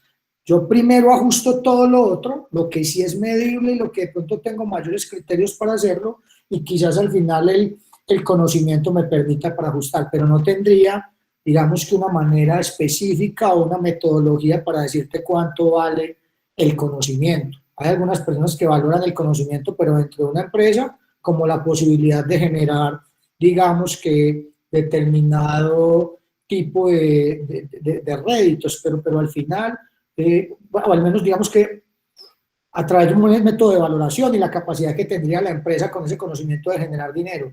Pero sé, Mateo, que quizás mi respuesta no te deje muy satisfecho, pero sí prefiero ser así pues muy honesto y decirte que al final la manera como lo hemos usado casi que ha sido para ajustar las cifras, cuando básicamente los emprendedores entre ellos no llegan a una cifra específica o a un valor específico con relación a ese conocimiento. Lo que sí es muy importante con el conocimiento es entender que ese conocimiento debe funcionar sin el socio. Incluso muchas veces yo recomiendo que ese conocimiento esté documentado, ya sea en un escrito, en un video, en un audio. Denme un segundo que aquí tengo otras dos preguntas escritas. Dice, Kainos Biocosmética, para una sociedad de dos, ¿cómo se podría instalar la junta directiva? ¿Qué recomendaciones? Mira, excelente pregunta. Sí, en una sociedad de dos, donde muchas veces quizás, y si están 50-50 va a ser sí, no, y entonces no podemos ni para adelante ni para atrás. En esos casos es muy conveniente tener un tercero, ¿sí? Un tercero que más que porque venga por dinero, sea un tercero que le guste esto. Andrés, ve, ¿dónde conseguimos terceros que les guste esto? Aquí, por ejemplo, les presento uno. A mí me gusta esto. Generalmente van a ver que todos los asesores de Capital Semilla somos apasionados, somos enamorados por lo que estamos haciendo. Al menos es muy conveniente, o por ejemplo, si ustedes vienen, algunos de ustedes vienen quizás de un proceso de emprendimiento universitario, donde en las universidades nos ponen asesores y de alguna manera nos guían, esos asesores pueden servir, ¿sí?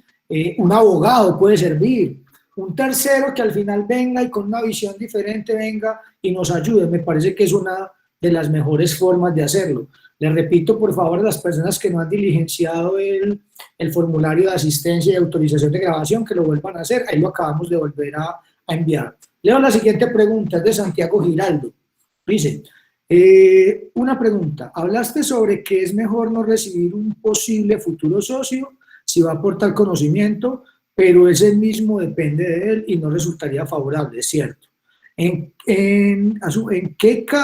caso de considerarse muy necesario y valioso ese aporte, ¿hay alguna posibilidad práctica de lograr deslindar el conocimiento de la persona en forma de que no sea de esa dependencia? Mira, una de las cosas que yo aprendí cuando tuve la posibilidad de hacer mi especialización en formulación y evaluación de proyectos, es que un proyecto, ya sea empresa, sea emprendimiento, que dependa de una persona, es un proyecto que no es viable porque cada persona en algún momento va a dejar de existir, ¿sí? Y casi que las empresas deben existir sin las personas. Entonces, cuando ese conocimiento, digamos que viene impregnado de, digamos que el talento de la persona, casi que me toca ponerle una persona ahí al lado para que aprenda, ¿sí? Les voy a contar un ejemplo, con una empresa que tuve la oportunidad de asesorar hace aproximadamente 10 años.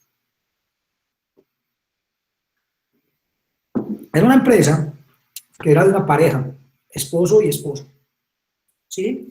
El caballero era un administrador con especialización en logística, maestro, un MBA, la chica una ingeniera química, sin especializaciones, pero con ángel, como dirían por ahí. Yo les hacía una pregunta porque a mí siempre me gusta identificar en las sociedades cuando hay socio esencial. ¿Para qué yo identifico cuando hay socio esencial? Para proteger al no esencial, ¿sí? Entonces les pregunté que si había socio esencial y los dos me dijeron que sí y que todos ellos eran esenciales. Santiago me echó un tremendo cuento de por qué él era esencial y al final yo le hice una pregunta, Dani, Santiago, pero si vos te enfermas o cualquier cosa no puedes venir acá a la sociedad, yo puedo nombrar un gerente que igual que vos maneje todo eso. Y me dijo, sí, entonces vos no sos esencial. Listo. Nos fuimos para donde la chica. Bueno, ¿qué hacía la empresa? Que es muy importante que tengan ustedes en cuenta qué hacía la empresa. Esta empresa, básicamente, es una empresa que se dedica a desarrollar marcas olfativas personalizadas. Entonces, casi que todo el conocimiento técnico estaba en la generación de fragancias. Entonces les pregunté, bueno, ¿y esta chica Natalia es esencial? Y entonces los dos se miran y me dicen, sí. Entonces yo les hago la pregunta, ¿por qué es esencial? Y me dicen, ves que Natalia tiene la capacidad de que ella se sienta con un cliente, oigan pues esto que me parece como de ficción. El cliente le describe la fragancia, mira Natalia, yo quiero una fragancia, yo quiero que cuando la gente entre a mi establecimiento de comercio sienta un olor de una combinación como a vainilla, que también tenga una tonalidad de naranja, de frambuesa, que quizás tenga también algo de eucalipto, de romero y de hierbabuena, en fin, no se estoy diciendo locuras. Natalia apunta, Natalia va y desarrolla la fragancia y al final, oigan pues, decía él, Natalia siempre desarrolla la fórmula que el cliente quiere. Natalia siempre desarrolla la fórmula que el cliente quiere. Entonces llegaba el momento de entregarle la fórmula al cliente, entonces Natalia hacía todo un protocolo, y básicamente llegaba y le ponía a oler la fragancia al cliente y el cliente decía, ay Natalia, sí, así me la había imaginado, en fin, yo no sé, de pronto mi mente es distinta, a mí me cuesta imaginarme olores que nunca he olido, ¿sí? Pero la gente siempre que Natalia le entregaba eso, entonces le decía que sí. Y entonces ellos me decían que ya habían tenido otras ingenieras y que las ingenieras ninguna le pegaba al tema. Entonces al final, obviamente Natalia nos podía dejar un manual de cómo diseñar una fragancia. De hecho, Natalia le enseñó a la otra chica de cómo diseñar una fragancia. Pero la otra chica no cerraba negocios. Entonces al final, digamos que cuál va a ser la única forma en que esa chica aprenda a cerrar los negocios de Natalia, es que se siente con Natalia, que mire cómo Natalia lo hace, que mire, yo estoy convencido, porque conozco a Natalia, que básicamente el tema de Natalia es porque ella sabe mirar, sabe llegarle a la gente, sabe mirarlo a los ojos, se sonríe cuando los mira, y entonces la gente le cree, ¿sí?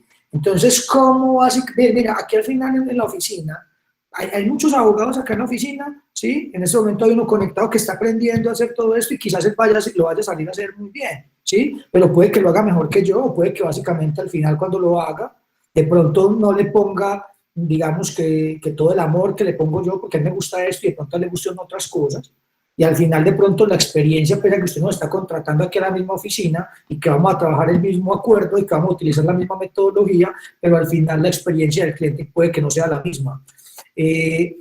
Puede que no esté respondiendo la pregunta así tal cual como me están haciendo, pero al final básicamente la mejor forma de recibir una persona de estas podría ser o no valorar el aporte en conocimiento, o si básicamente es necesario valorar el aporte en conocimiento, me toca ponerle al lado a un aprendiz para que de alguna manera él se empape, documente y el conocimiento siga en la compañía.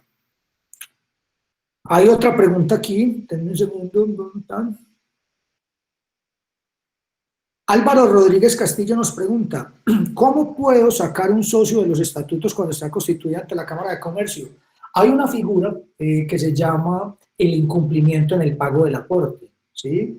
Cuando un socio incumple el pago del aporte, cuando me están hablando de estatutos, estoy asumiendo básicamente que ya existe una sociedad de derecho, es decir, ya hay una sociedad por acciones simplificada constituida, entonces voy a responder, digamos que en un término general, porque en los estatutos deberían estar las condiciones de salida de ese socio.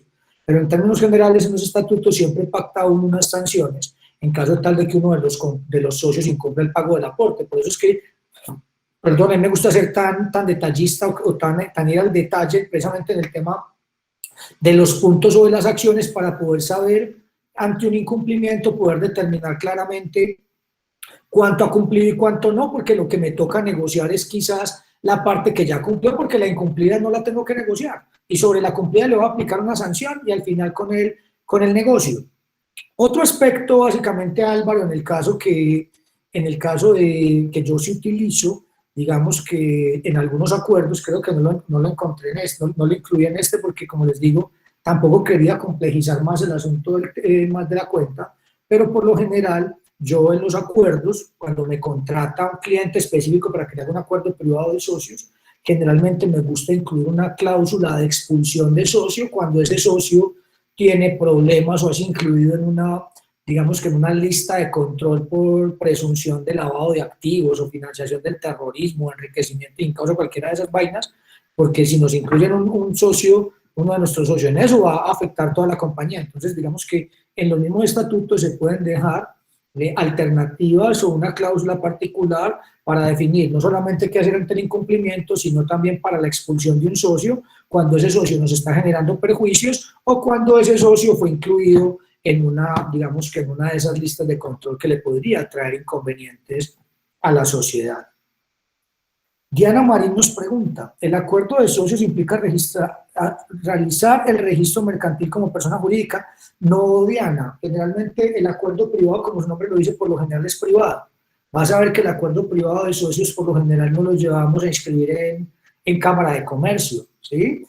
Muchas veces en el acuerdo, básicamente el acuerdo no va a regular, y digamos que en estos casos el acuerdo va a regular hasta que llegues, hasta que creas la sociedad de derecho. Cuando creas la sociedad de derecho vas a tener unos estatutos y la recomendación así en ese momento va a ser suscribir otro acuerdo privado de socios, que ya no va a ser de socios sino de accionistas, que era una de las cosas que decía al principio, y en ese caso ese acuerdo privado de accionistas debe cumplir con todos los requisitos que se estipula el artículo 42 de la ley 1258 de 2008, que es la ley que regula la sociedad por acciones simplificada.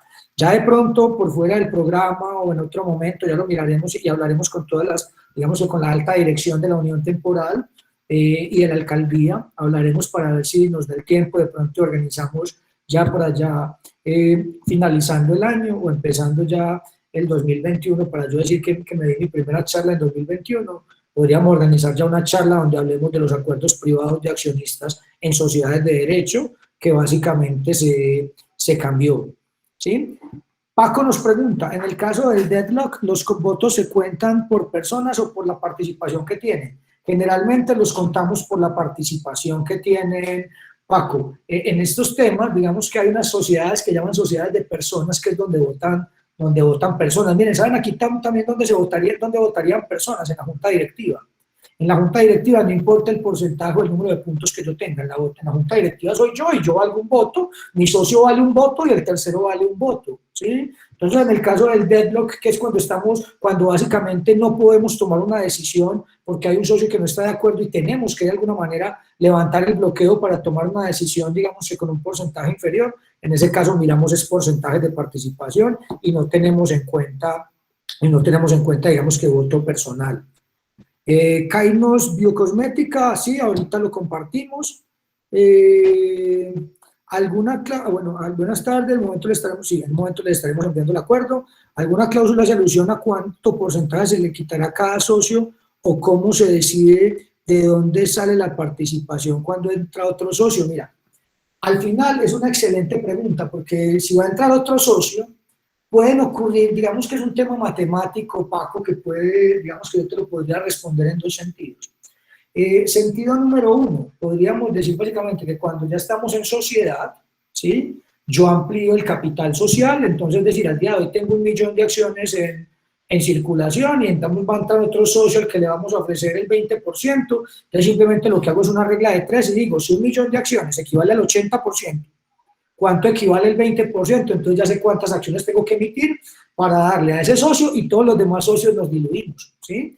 Cuando estamos en una sociedad de hecho, yo no puedo hacer ese tipo de operaciones, cuando estoy en una sociedad de hecho. Entonces casi que cuando estamos en una sociedad de hecho sí debe existir una negociación entre los socios donde básicamente el socio 1 o 2 le ceden quizás parte de sus porcentajes de participación al nuevo socio que va a ingresar.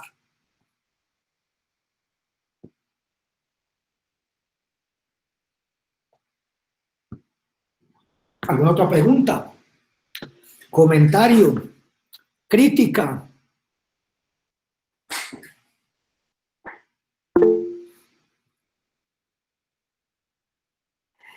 Sí, Kainos Biocosmética nos pregunta que si podemos que si podemos dejar un porcentaje de participación sin accionar por un nuevo socio. Sí, lo que pasa es que ya, hemos dicho, sí, eso es uno de los temas que yo muchas veces utilizo. Muchas gracias por hacer esa pregunta. Digamos, quizás esa forma de relacionamiento tuya, quizás también en algún momento la tuvimos acá y donde decíamos, venga, pues de una vez guardemos el porcentaje para el que va a entrar y de una vez, y para evitarnos, digamos, que diluirnos a futuro. En ese caso dejaríamos los puntos para negociar y negociaríamos los puntos entendiendo que los puntos los negociaríamos con costo de oportunidad. Es decir, digamos que si a mí el punto me costó 2 millones de pesos, el que venga a comprar el punto después le debería costar un poquito más, pero sí, muy buena opción y es una alternativa que se recomienda para este tipo de negociaciones, ¿sí? Juan David García nos pregunta, ¿vamos a tener un espacio para poder determinar cuáles son las formas más adecuadas legalmente de contratar freelancers o personal externo? Sí, Juan David, vamos a tener una charla específica donde voy a hablar de contratación e incluso les vamos a compartir unos borradores o unos formatos de contrato que nosotros hemos tenido y les vamos a recomendar cuáles tener en cuenta. Pero eso digamos que esa va a ser, digamos que ya ahorita en el mes de diciembre. Paco pregunta, ¿la junta directiva puede ser la misma asamblea de socios y cómo se decide quiénes sí o quiénes no? Mira, al final básicamente es un tema de negociación. La recomendación que yo siempre doy es que ojalá la asamblea tenga miembros diferentes a la junta. Ah, no, Andrés, no tenemos, que somos 3 socios y somos 3 miembros en junta directiva. Supóngase que en ese caso los socios tienen porcentajes de participación diferentes, uno que tiene el 50, uno que tiene el 25 del 25. A los 2 socios del 25 van a querer que la junta directiva sean los 3 porque ahí ellos dos son, digamos que ellos dos quizás sean mayoría respecto al que tiene 50, ¿sí? Pero miren que en la asamblea nunca lo van a superar. Puede que al que tenga 50 no le interese llevar la junta directiva. Entonces, esa pregunta, Paco, digamos que no te la podría responder en abstracto, porque casi siempre que va a depender de los intereses particulares que tengan los socios. Y como les decía ahorita, como generalmente el aporte me da un porcentaje mayor de, digamos que de decisión, es importante tenerlo en cuenta. Miren, les cuento una anécdota.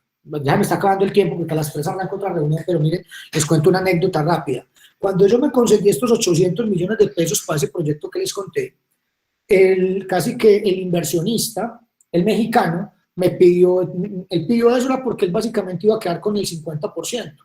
Y entonces él en su matemática decía, como básicamente se tomaban las decisiones con el 60%, entonces, con el 60% en esa sociedad, entonces él decía que con el 50% no se iban a poder tomar decisiones sin él. ¿Yo qué fue lo que hice? Porque yo soy abogado y yo no soy.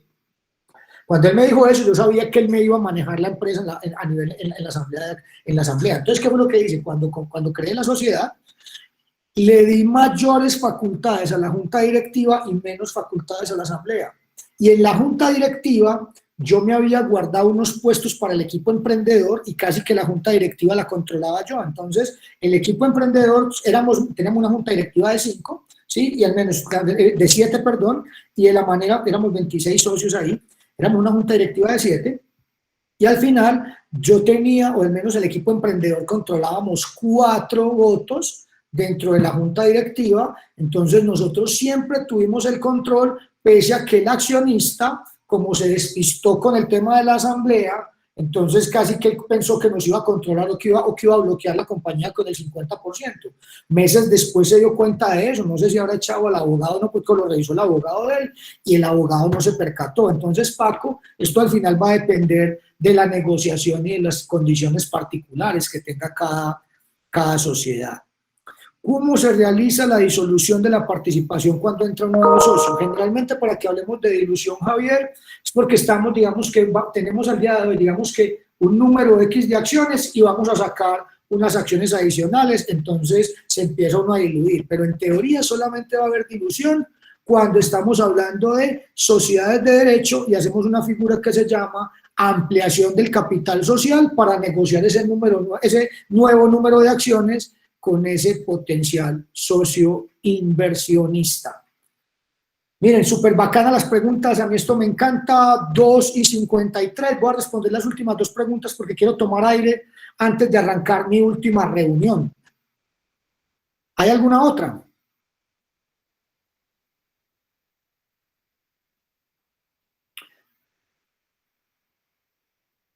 Sí, puedes colocar, Paco pregunta, en el acuerdo podemos colocar las condiciones que queramos. Mi recomendación, Paco, es que sí. Lo único que no podemos colocar en el acuerdo son cosas ilícitas.